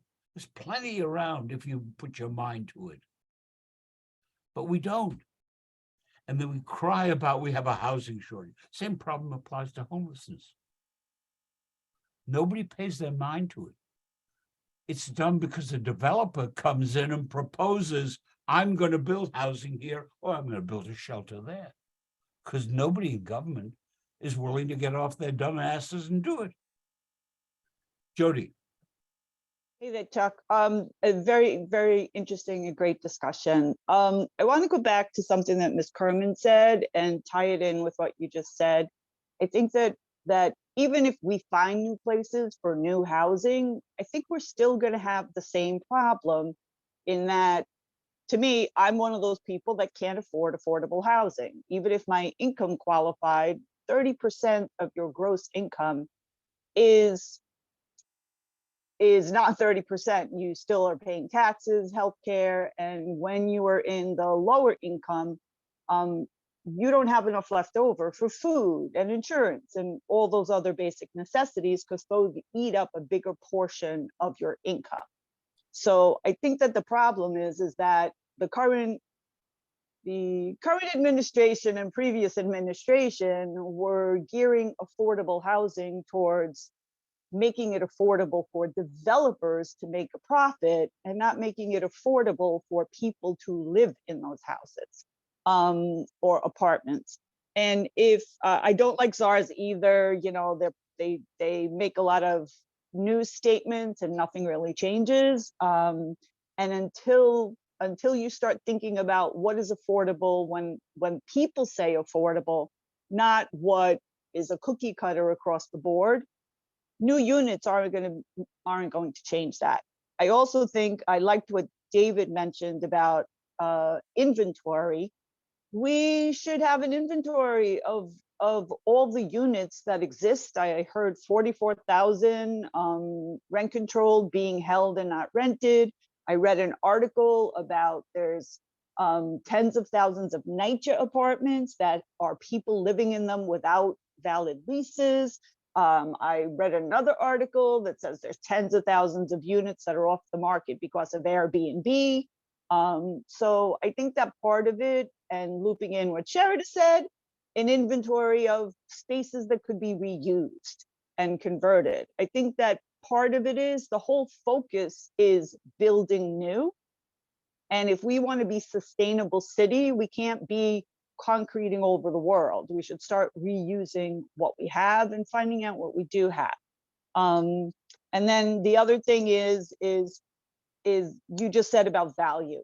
And I think that's part of the problem. It's a cookie cutter, and it's like, oh, it's not fair that you have a nicer neighborhood. Well, that's why things cost more here, and people are paying for the benefit of green and trees and access to water views. So I think we've really lost our way in focusing on making housing affordable so developers can make a profit, and not really thinking about what do people need to be able to live in the city. I'll get off my soapbox now. Jody, you focused on something, but you have to remember. I second that. You focused on something that's important. Nobody is going to put up their capital, run the risk that a developer does, or do what he has to do in terms of spending time, money, and effort on a project, unless he's going to come out. What does that mean? He's got to make a reasonable return, unless that return is generated off something other than the tenant's back. If government plays a role to make it worthwhile, not just on the part of the tenant paying for it, that's what it is. It's nothing, there's no such animal as a free lunch. There's no such animal of saying government should pay for it all, because the result of it invariably will be crap, and it won't last. And it just doesn't work. So you've got to balance it. And there's nobody around who seems to be empowered to try and do that with the inventory that was talked about. The relationship with somebody with power to do it is to parcel it out. And the transparency that people know, I got to look in this area or that kind of a building for what I can afford. I don't know it. Anyone else on this? Okay. Now we get to the hot button issue. At some point, you have to make a judgment as to where and how you site affordable housing. Is that decision to be made by government? Is that decision to be made by the developer? Is that decision to be made by community organizations? How is that decision going to be made? That's the critical question. And so there are many ways that people have approached this. Some have said, and I haven't gotten to the community board role yet, some have said that the decision on siting should exclusively be with government, because government acts for the people. That's what you got now. And you've had it for some time. They don't give a damn what you say. Some individual who has a friend of a friend, and that's where it goes. So should it be made by the community organizations? Well, you have the same problems there. Or should it be just left to the private sector? Those are the questions that are really going to generate controversy at a governmental level. How do you cite, and what is the function of the community board? Then take it to the next step, which is, should we as a community undertake voluntarily the task of looking for potential sites and identifying them?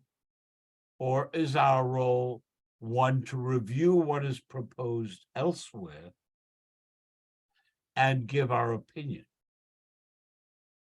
That's the question. Anyone?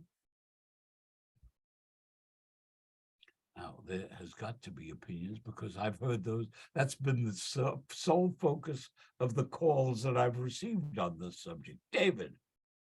I think, it's like the old song, those who fail to plan end up planning to fail. I mean, I think if we just let it out of our hands and try to react, we're not going to get what we want. I think we have to put something together up front about what we want, so that we can run it up the line with our electeds and agency personnel to plant the seed of this is where we think it should go. Robert? Bob? Thank you, Chuck.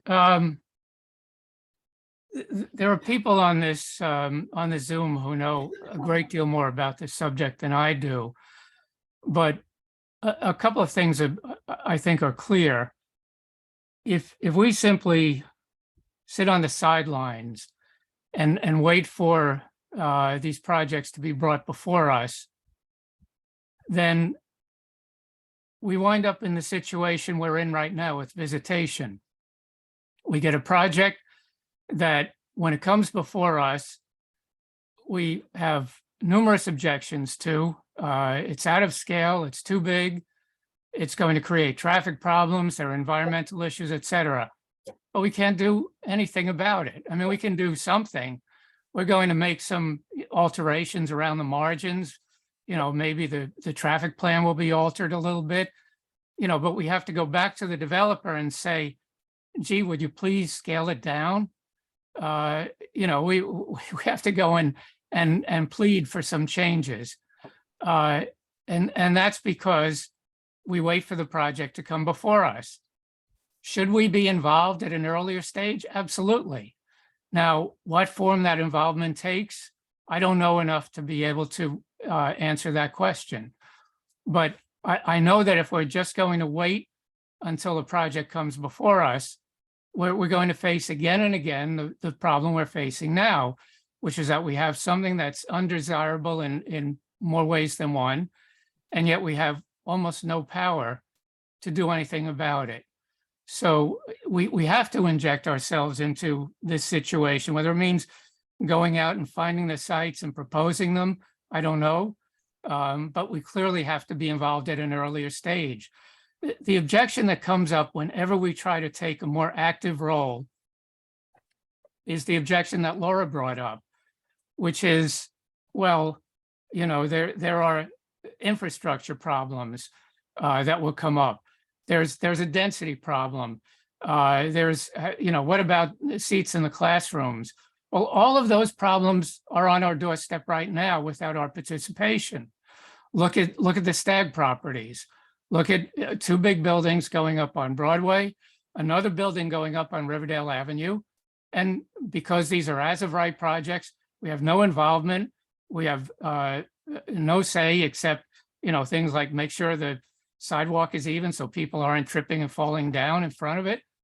But, meanwhile, is it going to impact the number of seats in the classrooms? We don't know. Is it affecting the infrastructure? We have nothing to say about that. So either we sit and watch projects happen, or we try to do something at an earlier stage when we might have a little more input, and we might be able to do something that will be more beneficial to the community than what we're faced with at the present time. As I say, exactly what form that should take, I don't know. But I think for us to simply sit and wait for projects to come before us, that's a recipe for failure. Anyone else? Laura? You have a view? Great. Rosa? I had my say. I respect what Bob is saying. The problem is when things are as of right, it's very difficult to have any leverage. But we are getting to a point where our sewers are backing up and our, the congestion in the environment and the flooding problems, it's all because of development. So we just have to recognize there are all pieces to this. Thank you. Laura, let me give you a point on that. It is the charter function of the Department of City Planning to plan for those things, to plan for sewage use, to plan for water control. And if they were doing it, you wouldn't have that problem. And if there were agencies that were willing to devote money to that, rather than to some of their other shticks, Yeah. you wouldn't have that problem either. So it isn't necessarily just or even primarily over density that's doing it. It's underthinking. Rosemary? Right. It's too often that the approvals are pro forma from DEP and all the other agencies. They just kind of stamp them. They're not looking at all these issues. Rosemary? Okay, thank you, Chuck. I so love everything that Bob Bender said. But I fear he lives in a world that we don't live in. We just don't have the control. The community board does not have the control to pick a site, to pick a developer, to pick a development. Even if we did, even if we were willing to or able to pick a site, when we bring an issue or development to the community, there will be issues. That is what happened. And that is the wonderful thing about democracy. Let people speak and say what their issues are on any particular site. So we will never have complete control, and God willing, may we never have complete control over something. The community board's role, and it has been traditionally, this binder between developers and government and the community. We're there to bring them together, to give the information to the community, to transfer to government or the developer what their desires are to as best we can. That is an admirable role. I've been on the board for now 14 or 15 years. I'm telling you, I hold this really close to me. It is an admirable thing that we do. We do not have total control over anything. So we went through ZQA-MIH, we did our thing, we did the analysis, it wound up with, it doesn't matter.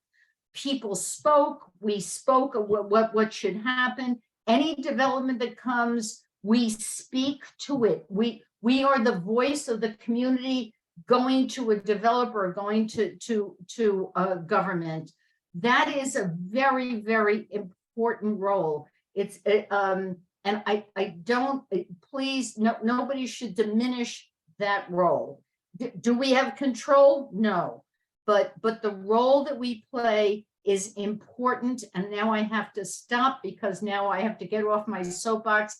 I so believe in the role of the community board when it comes to projects, when it comes to development, when it comes to talking to government or talking to developers. I so believe in our role in hearing from the community, in hearing what they have to say and being their voice back to government. At the end of the day, that ain't a bad thing. That ain't a bad thing that we do. So Thank you. Thank you, Mr. Chairman. Rosemary, let me just give you a real life footnote to what you just said. There's a reporter who I've never met from the Riverdale Press who did something that I think is nothing short of brilliant.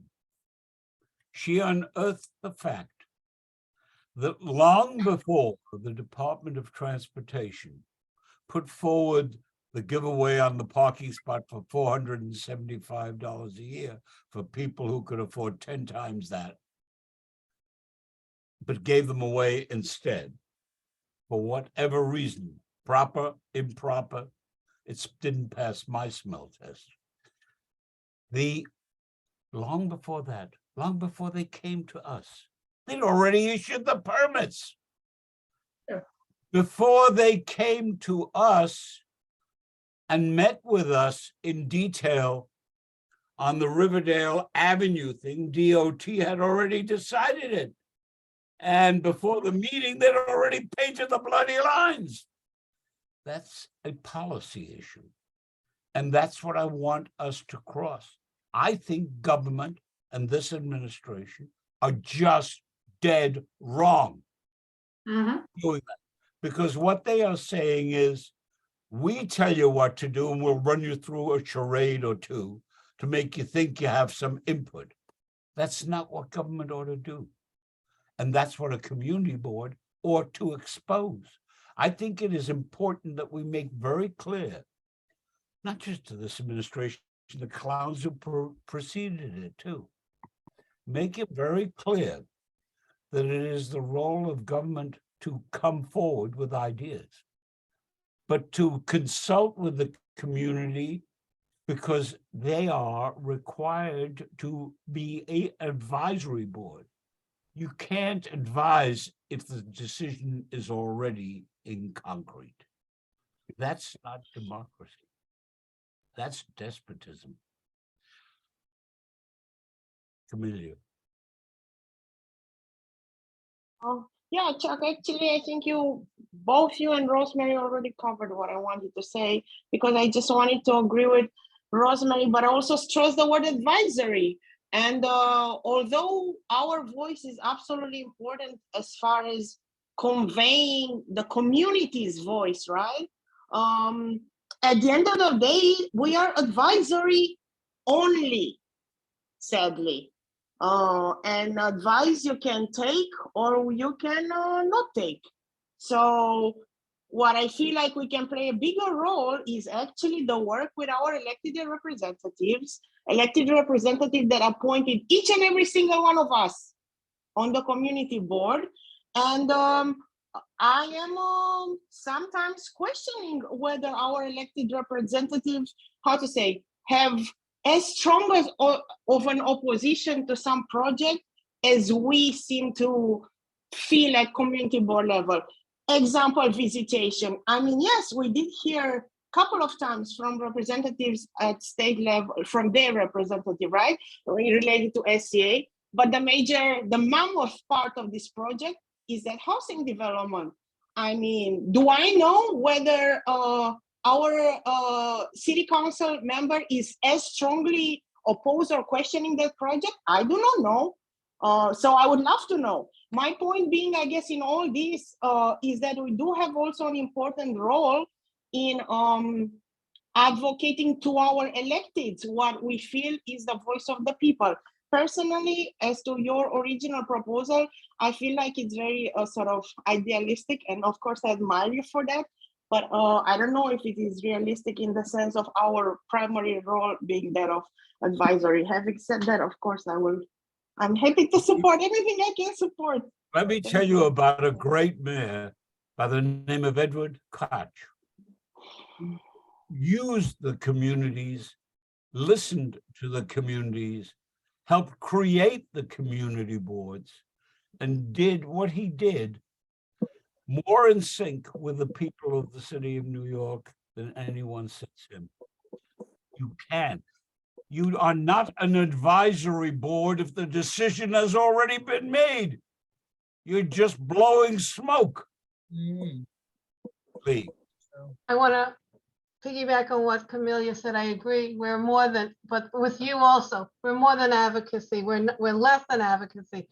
We should be advocating. And when there's a project that's as a right and there's no UDEP or ULURP, what we should be doing is using our political people to do the work for us. The city council, the state assembly, state senator, our congressman, our borough president. Where's the borough president in all of this discussion on visitation? I think that, you know, what has happened is we've lost sight of that, the politics of what a project is and how it comes to be. There's always a political entity. So if you use political pressure because you don't have the ULURP pressure, I think you could affect some changes. I don't think all is lost because, you know, they do it behind, quote unquote, behind our backs. It's not necessarily all black and white. There are a lot of grays to these issues. To virtually everything in life. Marty.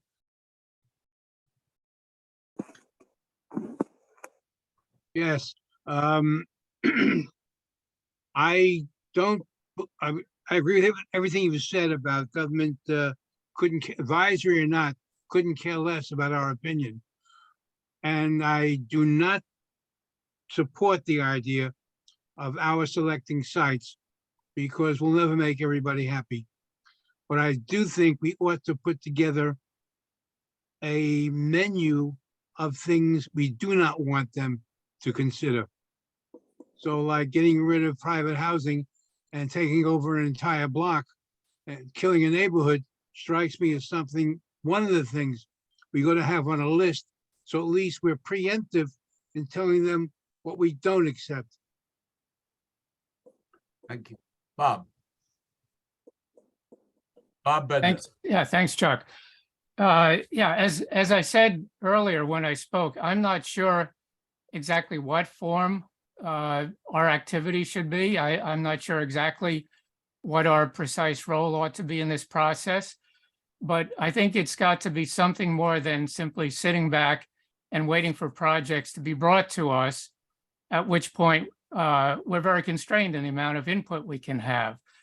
You know, perhaps I take a more expansive view of what the role of the community board is, but I think about projects that the community board has advocated for that were initiated within the community. I'm thinking about things like the daylighting of Tibbetts Brook, the expansion of Van Cortlandt Park to the south. Different groups advocated for that. The community board championed it, and now the city agencies are carrying it out. I'm thinking about the Hudson River Greenway. We didn't wait for the Department of Transportation or somebody else to come to us and say, well, here's the project that we propose. And I, don't really see the difference between that and our playing some sort of more active role in affordable housing. Now, whether that means we go out and we select sites and recommend them, I don't know. As I said, there are people with a lot more experience on this board at this sort of thing than me. But what I do think is that we should not simply be waiting for everything to happen and then responding to it. I think we've got to be more active and have more input and represent the community in a more forceful way than simply by saying we like it or we don't like it. Thank you. Thank you, Bob. Jody? Well, since you all know I love telling everybody what to do, I'll give you a couple of ideas. We have that 197A plan. Maybe it's time to revisit it and look at it, and it is force of law. It is accepted by the city. Maybe we have to go back to that and be more forceful about this is out of line with our plan that was approved and passed. Many community groups worked on that, including Friends of Spuyten Duyvil and Riverdale Nature Preservancy. There's community land trusts that are now starting to look at making affordable housing. Perhaps that's a a group the community board can reach out to. I think the Northwest Bronx Community Clergy Coalition was doing that. There's zoning text changes coming up. It would be great to get that city planning rep in and get an update. We don't want to be surprised with another ZQA and MIH like we were in the past. And then the community talks a lot and complains a lot, but I think that the community board could play a really great role in channeling that into 311 and also in reaching out to the many people that aren't at the community board meetings, but do, complain to the community board. So I think that getting the community voices into the meetings to contact you gives you a lot more leverage for that political action that Lee was talking about. Is you could say, we've got 40 complaints, even though you're the one who's encouraging people to make the complaints. So, these are hard issues, and I'm just really proud that our community board is having this kind of deep conversation and trying to tackle them. It's really a great thing that we're doing here. So let me, if I may, move to a separate subject, but before I do, let me tell you what I plan to do. Kira's going to get me a copy of, or give me the link to the transcription of this portion of the meeting. I'm going to try and put something more reflective of the views together so that we can address specifics at the next meeting. I had originally planned to do 3 meetings.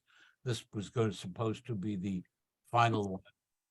It's 1 meeting later, so it'll be January, hopefully. And I'll come back to this. And with that in mind, let me move over to this religious institutions discussion. This is I'm not sure I know why it is that all of a sudden we have 7 or 8 religious institutions at one or another stage of releasing their property to the public. I mean, for sale or redevelopment or the like. And I don't know that it's my business to know, as contrasted with the institutions themselves and the people who do or do not attend and participate. But we have seen the aftermath in visitation, and we are going to quite possibly see it in the area of the Van Cortlandt Jewish Center in the not too distant future, and in the area of the Mediator. And a small group was able to, for the moment at least, take Edge Hill off the list of redevelopment sites for the moment. But you must understand that this is a phenomenon that is happening now.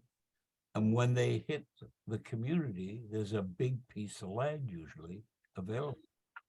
In the case of the Mediator, it illustrates an interesting fact.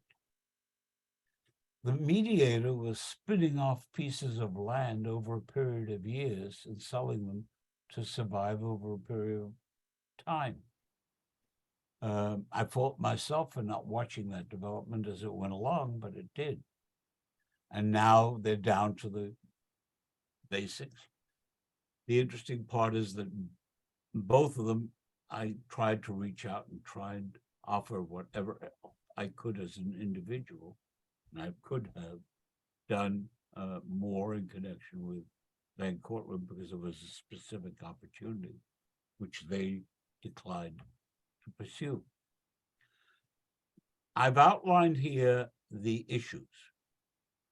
There are steps that we can take. And before we get to the question of steps that we can take, there is a threshold question as to whether or not it is appropriate for a quasi-governmental entity like a community board to get involved in that kind of a question.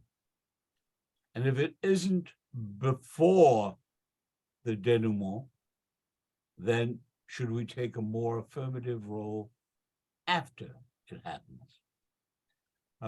I really need your views on this, because this is a very touchy question. Anybody?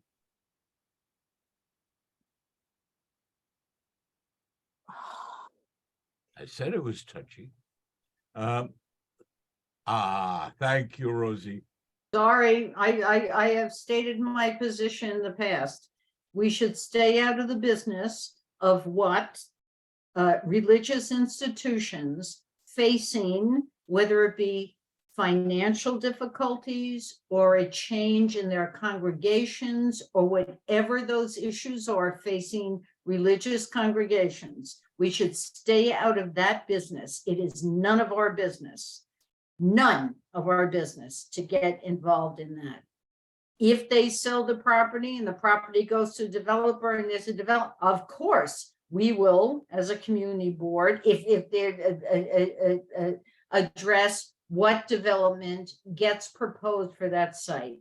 But I am, and you've heard me say this, Chuck, I believe we stay out of the business of religious institutions, and whatever problems they may be going through, whatever decisions they are making independently, let them do it. Not our business. Okay. I don't think your position is unreasonable one iota. I mean, Okay. that's why I brought it here. But then if you agree with that position, what do you do afterwards? And let me give you an example. Many of those properties today, when they were zoned with the larger consideration of this is not going to cause a problem. So if I give the area a higher zoning density, this portion of the block is not going to be benefited by that zoning, because they're not, that's a religious institution, and they're not going over 2, 3, 4 stories, okay?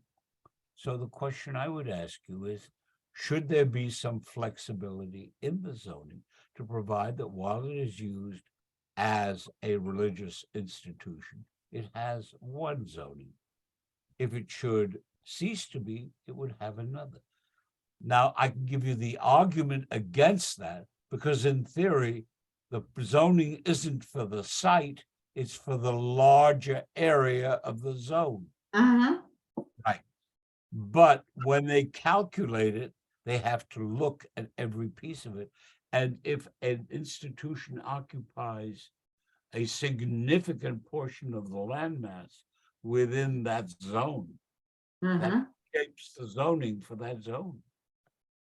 Well, that is true, that in existence, the institutions are low density developments in a larger zone. But the fact remains is the zones exist the way they are. Take the Mediator, that is Kingsbridge and 230. It is a high density commercial and residential district. You cannot and should not punish that piece of property because there was a church there. Now there's no longer a church. The fact remains is the R6 or whatever zoning there is appropriate for the area. That's what zoning is, appropriate for the area. And look at every place where you're concerned, the zoning is appropriate for the area. You know, it's interesting, Chuck, when you think back, we oh my God, it's like 50 years ago. This scares me. The key thing that one of the key issues was institutions in this district were had, because they had an extra floor area, they could take a piece of property and build 1.5 or twice what residents could build. That's what we think. It's interesting that we're now coming to institutions that are in higher density zones. They're leaving.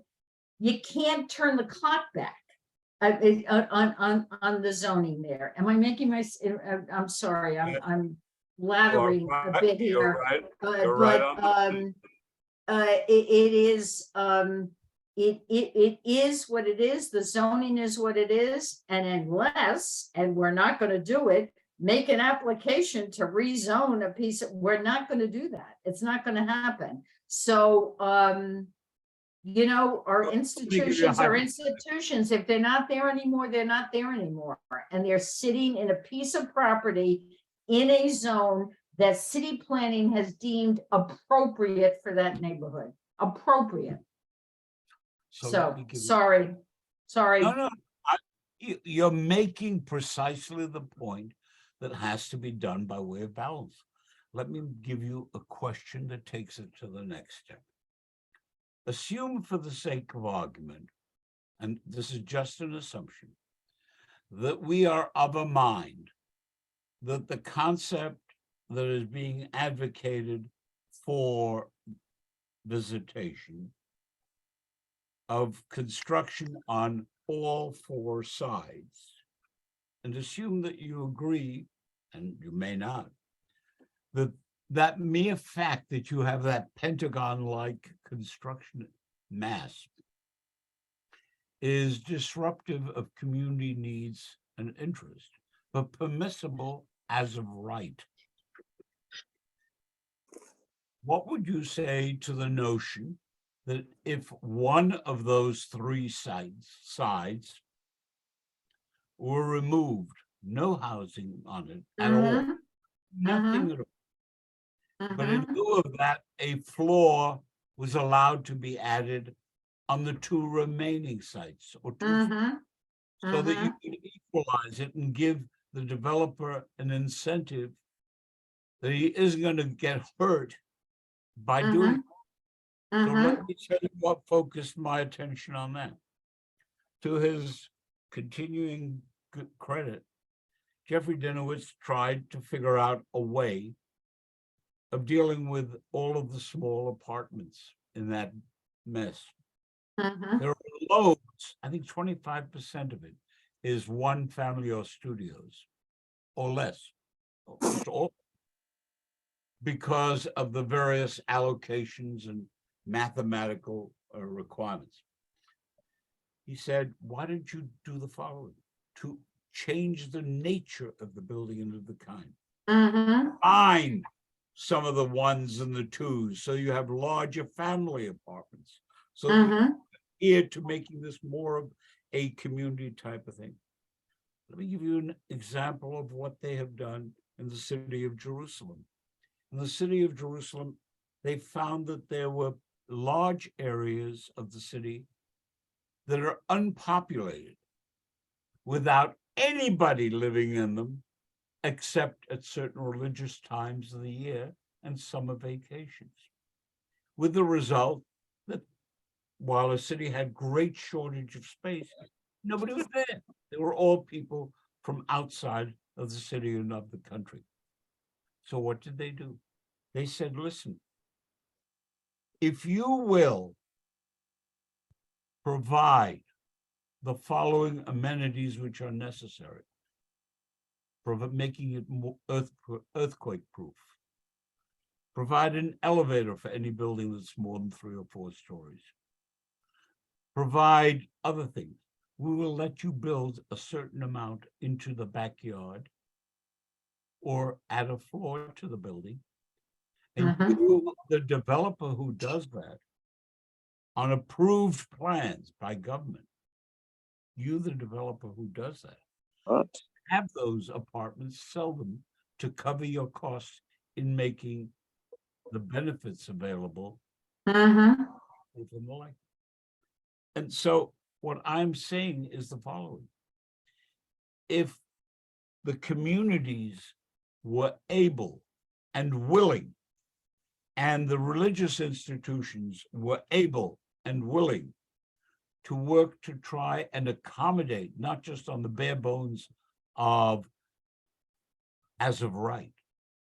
But to do it so that people can have something that the community can live with, is that something we ought to be doing after the event?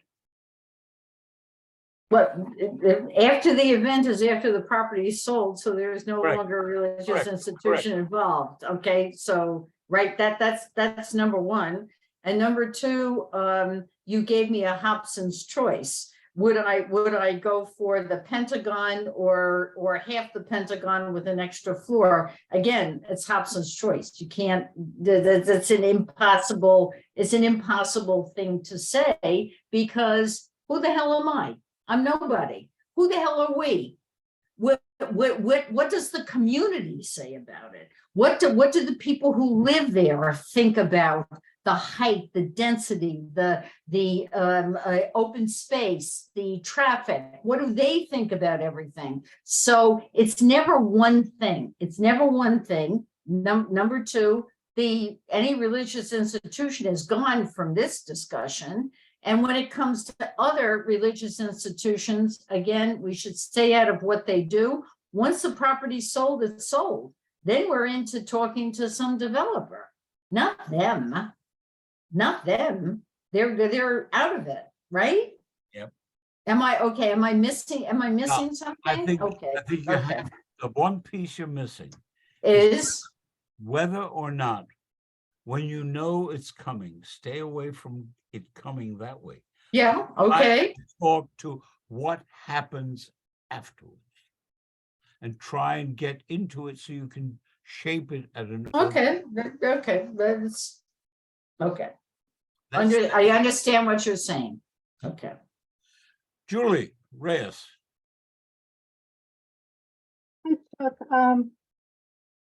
I think I'm opposite Rosemary, if I understand the question correctly, because I think I know that the religious institutions, they're the fabric of our community.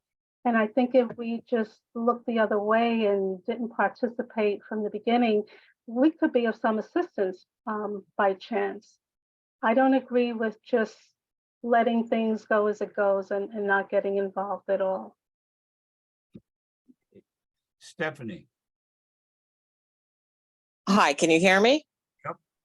Okay, I hope that this comment is in sync with what you're talking about, but I've been trying to help promote the community concert that's going to be happening at the Church of the Mediator this coming Saturday.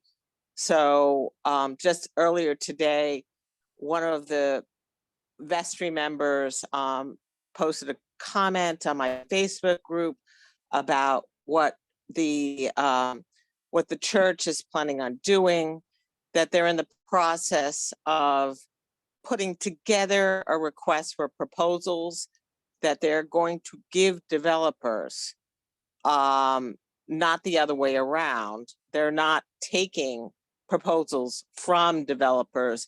They're going to be putting together a document that they're going to give to developers and see if the developers can check those boxes for things that they would like. My suggestion is, if you can't interfere with the religious institution during the process of them working with a developer, can you get involved before they're at that stage, when they're putting together a request for proposal? Can you give them some idea of what the community board's vision is, or what their suggestions are for what would be an appropriate development on the Church of the Mediator site, should they decide to develop it? It's an interesting point. Anyone else? All right. Anybody have any last minute thoughts on either aspect of this memorandum? Not the memorandum itself, but the points that are at root, namely affordable housing and the role. I happen to agree with Rosemary, but I wanted to get it off the table because too many people have asked, why didn't you do something at the mediator? And rather than focus on that, here was the example of taking it to the future. I will tell you, on both mediator and on Van Cortlandt, I offered help in the case of Van Cortlandt of going to some of the Jewish-based organizations and saying, you come to synagogues to raise money, your turn to repay that obligation by helping them survive, if that's the issue. They decided that was not in their interest, and that's fine with me. And I walked away. That's all I could do. And all I should. But you're right, we need to figure out for the future what we're going to do where these situations occur. Camelia. Yeah, just wanting to contribute that, how to say, there are situations where sort of a positive mix maybe can be achieved. Example, Marble Hill, remember it was an article in Riverdale Press, I think it was beginning of this year, on 225th Street. I mean, the little church there, a one-story construction was taken out, made a deal in the same way that Stephanie just referred to for mediator. They made a deal with timber to build a 7-story building with apartments, and they assigned a floor to the church as part of the development with ownership of that to the church. So while this church is clearly lost congregants, there is a way for them to keep being in business and make deals. So I do hope, for the sake of the neighborhood, mediator will be able to negotiate something of this sort. But to be in full agreement to Rosemary, they have the full also right to just straight sell, and a tall building will go there as it is appropriately zoned for the area. And just wanted to add a personal congratulations to the people involved with Edge here. I know a couple of the people on this Zoom, so just wanted, as a Spine and Dyville resident, to acknowledge and thank them for being able to save that beautiful building. Thank you. Whether they can save it in the long term remains to be seen. Thank you very much, ladies and gentlemen. Does anybody have any new business or old business they wish to raise? May I have a motion to adjourn? Motion to adjourn. Second. All in favor, contrary minded, done. Thank you all for your attention. Now my work starts. Kira, can you give me a call in the morning? Thank you. Good night, Chuck. Thank you. Good night, Chuck. Good night, everyone.